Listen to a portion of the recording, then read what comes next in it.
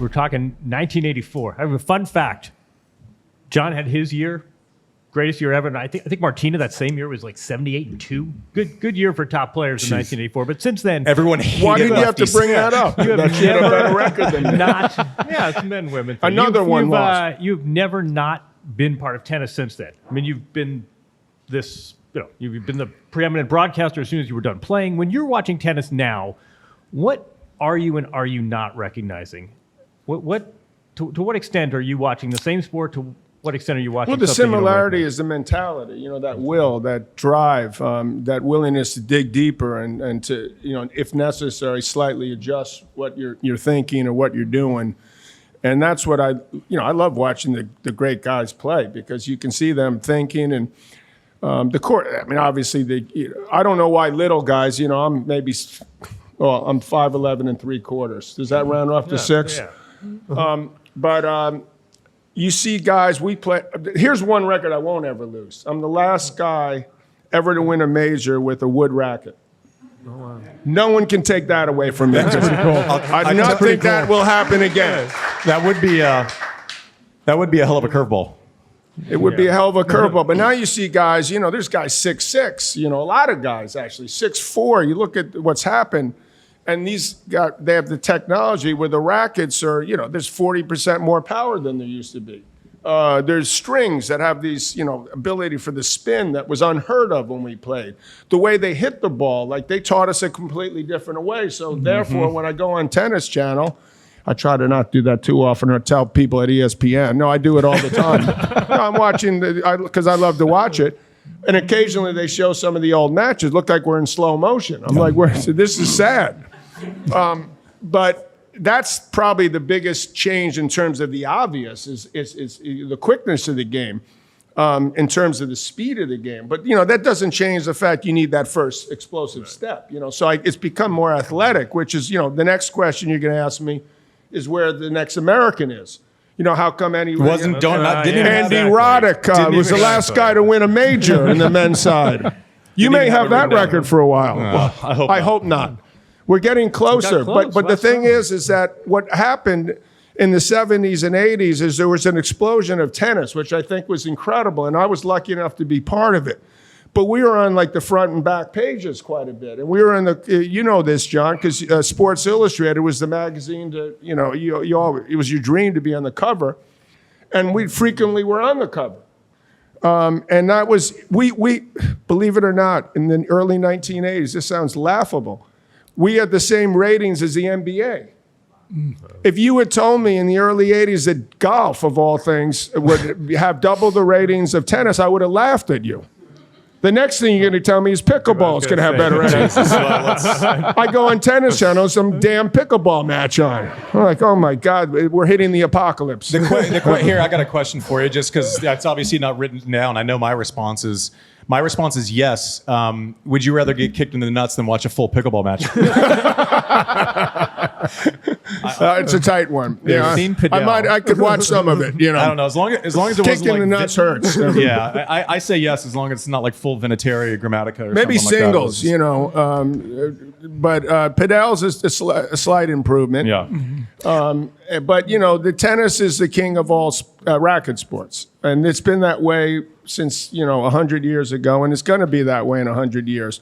These other things, if hopefully we can all work together and it'd be better for all of us. I know a bunch of old people, not that I'm old or anything, but I am old.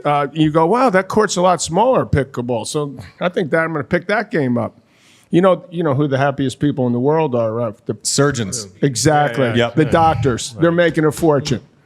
So they're the happiest people. People tearing their Achilles, getting hurt all the time. Even poor Sam Querrey tore his Achilles playing, as a pickleball player. Playing pickleball. That serves him right to go from tennis to pickleball. I was concerned my fall to a podcaster was tragic until I heard that Querrey tore his Achilles playing pickleball. Yeah. And a golfer who prided himself on his fitness, which apparently he's been incredible at for many decades, Bernard Langer, who's still winning most of them or a lot of the Masters event, the seniors event in golf. He tore his Achilles playing pickleball. Is that right? It seems so innocent, doesn't it? Exactly. Well, it seems so easy. So that's why after I beat Agassi in pickleball, he won't like hearing that. Andy Roddick beat Michael Chang. That's when we played about almost 2 years ago, I guess. It was, yeah. And it came down to the doubles. Yeah. And we split the first 2 sets, and it was the final set to 21. So, me and Michael are like, look, Andre's, he's moving better now because he's gotten himself in better and better shape. And Andy was wearing this big knee brace. So we're like, we're going to wear him down and just beat him in the last set. And then right as we're about to go on, they say, we're going to switch it to 15. And then, and again, well, at times that we're running late, it's going to be 11. We're like, wait a minute, our strategy's out of the... I'm making that up to some extent. But that's what happened, but we lost 12-10. Yeah, that was one of the best days of my life. I had this later in the conversation, but it seems relevant on the back of you talking about what's changed in tennis. And I generally think that the best in a certain era would probably figure out a way to be the best or near the best in another era based on problem-solving skills, based on pacing of fitness, based on intensity, intangibles, all the things you were talking about. I think the easiest person to kind of point to is, Andre in '88 using Pro Blend and a graphite racket, and then all of a sudden playing in, 03, 04, making a US Open 05 with full Luxilon in his racket. Am I crazy for thinking that? Is it more nuanced, or do we simply think the best players would have figured out a way to have been the best players? That's a question that is often asked. It's a great question, and obviously we'll never know the answer to that. But you are probably better able to answer some of these questions because you played these guys many times. You were, top 5 in the world for what it was like 10 years in a row, or top 10. And you had, a history with these players quite a bit.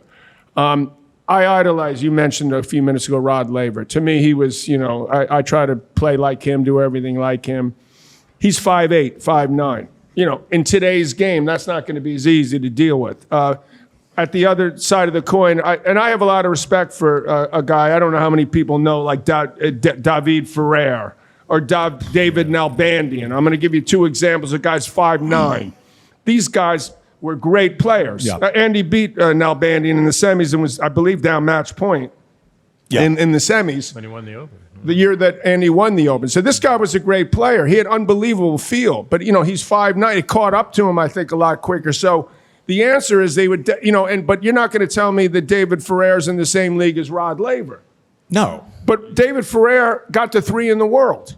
And Nalbandian was 4 or 5 I think Ferrer maxed out.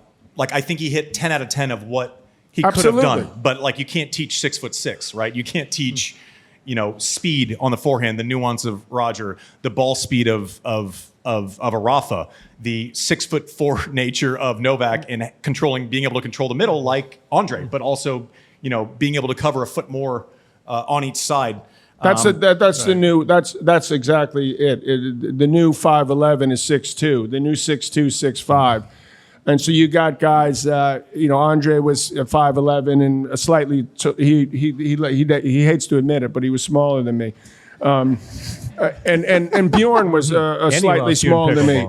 And so and all of a sudden you had Pete Sampras was 6'1". Rafa's 6'1", Roger's 6'1". Then Novak was like 6'2", 6'2.5". You're 6'2"? 6'2". Novak's taller than I am, for sure. So you're 6'2", he's 6'2.5", maybe 6'3". Murray, the greatest, and you're like, oh my God, they move as great as the guys before.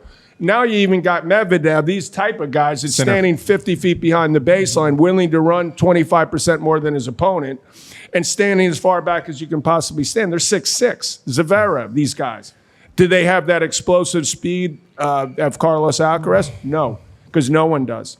This guy's the greatest talent that I've seen in the last 20 years. The most pleasure to watch, Carlos Alcaraz, maybe than I've ever seen, certainly at this age. I worry only because he's 6 feet, a half an inch tall, and that these other guys are going to drive him absolutely nuts because he's going to play these guys that just serve out of a mountain and, get frustrated, which is what happens it happened at the end of last year. It's happened on a handful of occasions. And it's going to be tough. He's got to be really strong. Obviously, he's super strong. I'm talking about to get to that, close to that level where these other guys, if you had told me the 3 guys 20 years ago would beat Pete, who had, to me was arguably the best player that ever lived, had 14 majors. It took 35 years for him to pass Roy Emerson, that 3 of these guys would do it, and all 3 hit 20 or more. I would have said you're out of your mind. I hope that I'm wrong about Alcaraz, that he's not going to, be able to keep this up as long. I still think he's going to win 10 of them. Yeah, well, which would be unbelievable. Well, to your point with these 3 resetting the deck completely, I remember being at the U.S. Open in 2022, and Alcaraz, that's where he won his first major. But during the tournament, obviously, he hadn't won a major yet. And I have people coming up to me, and to me asking an insane question, going, is Alcaraz is this guy gonna win 10? And I'm going, we're insane now because of these 3 people. Like you're basically asking me, is he gonna win more majors than the following people? Edberg, Becker, McEnroe, Connors, Agassi, 1 less than Borg. And you're asking it of someone who has yet to win 1. Right. That's how insane these guys have made the conversation. He mentioned Pete at 14. Rafa matched him in 1 slam. Like, think about that for a second. Like, it's just Looney Tunes what these guys have done and what they've done to, like, even affect our, like, we say 20 now. It's like, oh yeah, there's 3 of them. Like, what? No, that's just bonkers. It's not real life. Let me ask you about the guy at the top of the heap, who's the most ridiculous one of all. You probably heard Novak Djokovic has a new coach going into this next season. Interesting decision. I'm curious what you think of that, but I also want to ask you, if you had to pick one of your rivals at the tail end of your career to have coached you, who would you have chosen? I would have picked Borg. You would have. Just because we were so tight, and then because he was, one of the greatest physical specimens I ever saw, and he trained exceptionally hard, even when he, because we, in our day we tried to burn the candle a little bit on both ends. We wanted to prove we could stay up late and still win. So it, probably caught up to us a little bit, but we gave it a hell of a shot. But you probably had more fun than the rest of these guys. Oh yeah, I certainly hope so. But this is, Andy's searching. And listen, I have 6 kids. He's got four kids, so he's like, I need a break. And he sort of got pushed into retirement, right, in a way, unfortunately, because his body wouldn't hold up. I mean, Murray's an incredible player. He won 3 majors, he's been in 11 Grand Slam finals. He's one of the best players of the last. He's the next guy to me. Yep. But unfortunately, with most human beings, unlike even Rafa, you see it happen eventually. It catches up to you, and it's hard. It's really hard, when you're still feeling pretty young, and he desperately wanted to play. So I'm happy. I mean, I'm sure this is going to be extremely short-lived, but I just, for tennis, just the interest, that it brings to it, hopefully, around the world, I'm hopeful that, in a way, I hope Djokovic wins it. Because it would, give Murray a little bit. He needs some more positive vibes, and I'm kidding a little bit about him needing to be away from his kids. Everyone's all upset, like, oh, yeah. There's the there's the headline on Wednesday. He'll sleep a lot more. Let's put it that way than he would have otherwise. And he certainly knows Novak, and they're both training exceptionally hard. And Novak's always like thinking a step ahead of everyone. Coming up with these crazy ideas. What? You're going to have Murray coach you? Give me a break. But, then you're like, wait a minute. I remember when Murray decided Ivan Lendl was to coach him. And someone came out to me in Australia and they said, did you hear that Andy's hired Ivan Lendl? And I go, oh my God, I cannot freaking believe he hired Ivan Lendl. And they're like, oh my God, this is going to work. And it did. He won all his majors with him. It's weird. My first reaction was like, I was stunned because you see people go into coaching. It rarely happens essentially straight off of tour, right? He was playing last summer and now he's not. But then the more I thought about it, and maybe I'm just trying to make this work because I want it to work because it would be exciting for tennis. But Novak, it's probably the first time he's going into a year and who knows how long, over a decade or more, where he's not going, for sure I'm the best player on earth, right? For sure I'm going to win a major this year, or 2 or 3. And is there any value in Murray having struggled, maybe lost a step with movement, maybe having to problem solve in different ways? And now we can talk about how well he did that with his hip and everything else. But is there a value add outside of, there's only a handful of people on earth that can look at Novak and say, you know what, I think you're actually wrong about your strategy in this matchup, and say it credibly to him. And obviously that's one of the benefits of Murray. Is there any value in Murray, one, knowing the guys that he's trying to beat, obviously Alcaraz and Sinner, I think are the two people he's probably training for right now. Is there any value in Murray having had struggled, at least recently, as Novak is kind of trying to maintain his level? Listen, he's getting further away from physical peak than he is closer to it, right? I think that Murray, I don't think it's so much the fact that he, lost his half step and this is how you deal with it. Because, I don't think that he ever dealt with, what athlete that can deal with that and, succeed at close to the same level? So that's not what he's going to be telling. But he brings the amount of tennis knowledge. This guy's a tennis geek, and he loves it. And he'll leave no stone unturned for Novak, just the way he did for himself. This guy gave 120% of what he could give for what Murray gave it absolutely everything he had. Just think of the pressure he was under when he won Wimbledon. No British player had won in 76 years, and he won it twice. And he won 3 majors. It was back in my day, we're like, I hope I play a guy from Britain, man. That's like a good draw. So, just like in Switzerland, Switzerland's got players? Come on. Yeah, Mallorca's got a player? We thought opposite things about playing someone from Switzerland. I'll tell you that right now. Yeah. Well, that's exactly. Yeah, I know what you're saying, because we didn't think someone like that could come from Switzerland, but he did. So I think Murray's going to bring something to the table, just his mere presence more than anything Being else. able to relate probably to whatever To relate. Novak's saying He can too. totally relate to everything that's been going on. He's going to, be able to, obviously Novak has a lot of respect for him, so he's going to be able to push him when he needs to. The problem with Novak is not that there's a problem. Is that it's going to be tough because, he wants to just win the majors. And how do you do that when you don't play many tournaments? He's 7 in the world now. He could play Sinner in the quarters. Well, actually, he can't play. Could he play? Could 7 play 3, or is it 7?